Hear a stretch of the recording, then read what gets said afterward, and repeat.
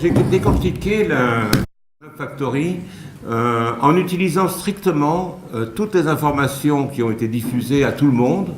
Et c'est l'histoire de donc factory, ça veut dire fabrique. Hein, et moi, j'ai trouvé le concept de préfabriqué, qui est quelque chose d'un peu plus rustique, un peu prédéfini à l'avance et qui n'est pas fait pour durer très très longtemps. Mais en gros, donc c'est plutôt préfabriqué que ça se fabrique depuis 3 mandats municipaux successifs. Et donc les sources, c'est celles que vous avez tous reçues, ou qu'un citoyen de Grenoble reçoit, les nouvelles de Grenoble, hein, le hors-série de février, le dernier 156 qui nous dit où c'en est, et puis les 4 pages sur le PLU, donc le plan local d'urbanisme. Il y a le site web de la ville de Grenoble, où on trouve quand même un certain nombre de choses, notamment sur la rubrique Grenoble Tourisme, et puis l'agence de publicité lyonnaise Hula Hoop. Alors, je vous conseille d'y aller, vous tapez Hula Hoop sur Google, et là, vous allez avoir tout ce qui n'est plus sur le site Grenoble Factory qui a été fermé puisqu'il était géré par cette société, qui est une société de marketing lyonnaise qui a managé l'ensemble de l'opération. Et puis évidemment, je suis allé à l'exposition de la place Verdun et sur le site de la place Victor Hugo, et je suis allé voir donc le dossier sur la révision du PLU. Voilà les bases de mes informations, et j'ai essayé de décortiquer des choses que j'ai strictement, que je cite systématiquement. Vous aussi, soyez Factory. Mais oui, mais évidemment. Donc, c'était au pavillon d'accueil de la place Victor Hugo. C'est là qu'il y a eu, d'après ce que dit le site Hula Hoop, 35 000 personnes qui sont passées, 25 000 personnes qui sont passées, venaient faire prendre une photo, repartaient avec une carte postale Grenoble Factory. Bon, ils ont racolé, en fait, un certain nombre de gens. Et je vous raconterai tout à l'heure l'histoire de Armand qui est à droite. Là, il se trouve que Mollard le connaît, c'était un étudiant de Mollard, et donc j'ai tout de suite reconnu Armand, et donc j'ai eu un entretien avec lui, et j'ai eu le racolage concret de quelqu'un qui s'est trouvé abusé, hein, clairement, alors qu'il est PS, qui vote classiquement aux élections, bien comme il faut. Là, il a trouvé qu'il était abusé lorsqu'il a donné son contrat au droit d'image. Il a trouvé qu'il n'était pas au courant exactement de l'usage qui allait être fait. Il l'a découvert qu'après. Donc, voilà, donc là, c'est l'exposition. Donc ça, je crois que c'était place Victor Hugo. Bon, Grenoble, ouvrir, réunir, embellir. Ça, c'est de la communication où je m'y connais pas. Hein, c'est-à-dire, en gros, c'est complètement creux, mais c'est beau, c'est joli, etc. Alors, quand on essaye de creuser un peu plus les objectifs qui sont au-delà de la pure com, disons, accompagner les 17 grands projets, Grenoble change, et là, on est donc sur une période 2025, hein, qu'est-ce qui va se passer, qu'est-ce qui s'est passé, qu'est-ce qui va se passer, une ville compacte, économe en ressources naturelles, évidemment, il n'y a pas de pollution à Grenoble, j'ai un mémoire de DEA qui était fait sur la pollution à Grenoble, elle est quand même extrêmement forte, on pourrait quand même s'en occuper un peu plus. Tourner vers les énergies renouvelables, c'est vert, je vous raconterai tout dans le Nouvelle de Grenoble, vous verrez comme c'est vert, c'est incroyable. C'est le fil conducteur, etc., que nous invitons à parcourir de 2000 à 2025. Voilà. Alors, on regarde les 17 projets. Bon, alors, c'est une carte qui montre, il y a des trucs marrants, mais je vous passe le détail. Bon, il y a un gros truc vert sur le parc Paul Mistral, qui cache le grand stade. Bon, c'est bizarre. Enfin bref, il y a du vert, il y a du rose, il y a du machin, donc j'ai analysé qu'est-ce que c'était. Le première rubrique, c'est les projets réalisés. Bon, alors ils sont déjà finis, en fait, puisque... Tiens, il y a Boucheiller-Vialet. Ah oui, sur les bâtiments rouges et verts. Ça me fait penser à quelque chose, ça, je ne sais pas pourquoi. Les bâtiments rouges et verts qui sont à gauche quand on arrive à Grenoble, Boucheiller-Vialet. Bon, en tout cas, c'est des projets qui sont déjà finis. La caserne de Bonne, Vigny-Musset. Donc c'est la pub, disons, plutôt sur ce qu'on a réussi, ce qu'on a réalisé à partir de... Mais en gros, c'est pas du tout un projet. On l'a fait. Bon. Ensuite, embellir et apaiser.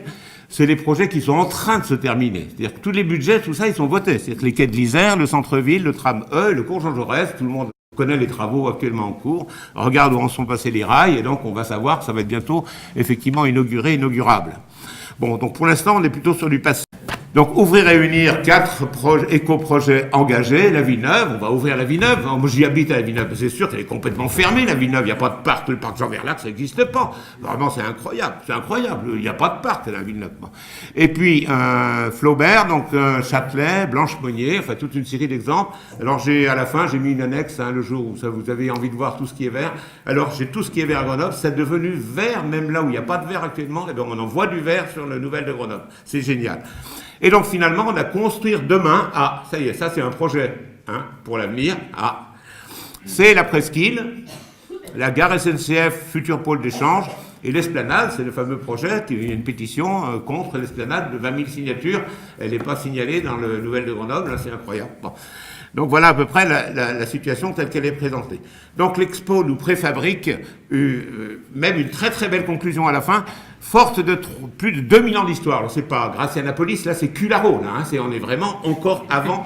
Hein. Et Grenoble sait s'inscrire dans son temps, son secret, l'ouverture au monde, l'esprit de solidarité de ses habitants. À chaque révolution du monde, Grenoble répond présent. Innovation sociale, innovation technologique, innovation environnementale. Le trio fantastique entre les trois types d'innovation. Grenoble fabrique son propre modèle, celui d'une ville attachante, dynamique, inventive et cosmopolite. Voilà, donc ça c'est pas moi qui l'ai inventé, c'est également la conclusion qu'on a donnée. Donc finalement, je commence à me dire, bon, voilà, alors Grenoble 2050, hein, il y a une carte, je l'ai dans mon cartable, mais où vous avez, venez prendre votre consulter Grenoble 2050, bon, imaginez votre ville de demain, bon, c'est marqué dessus. Après, il y a la concertation citoyenne, donc 4 conférences débats.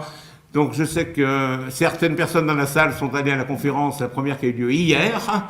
Bon, c'est ça, la démocratie, c'est 4 conférences débats et 2 forums. Hein. En gros, c'est ça qui est prévu, grosso modo, de lisible. Ensuite, le développement durable, la ville post-carbone, transition écologique, et donc là, Grenoble tout en vert. Bon, là, il y a quand même manifestement un peu une stratégie électorale qui commence à apparaître.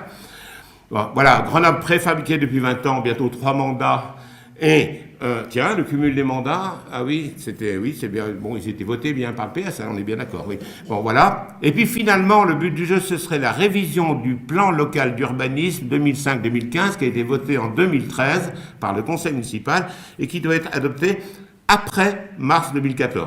Ah, tiens, après les élections municipales, c'est mars 2014. Au final, donc, on dirait quand même une campagne qui prépare les élections municipales de 2014. J'enfonce une porte ouverte, mais quand même, bon.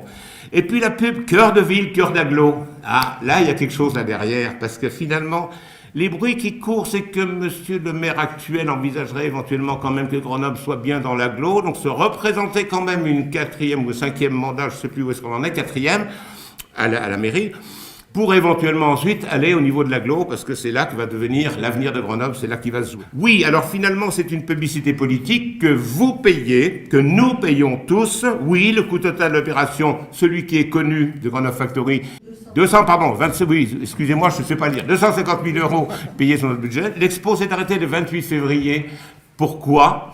Ah, parce que le 1er mars, c'était le début des élections municipales et donc des campagnes électorales qui devaient être à ce moment-là réparties de façon égale entre tous les candidats, tandis que là, on est sur le budget de la mairie de Grenoble et donc nous avons tous payé.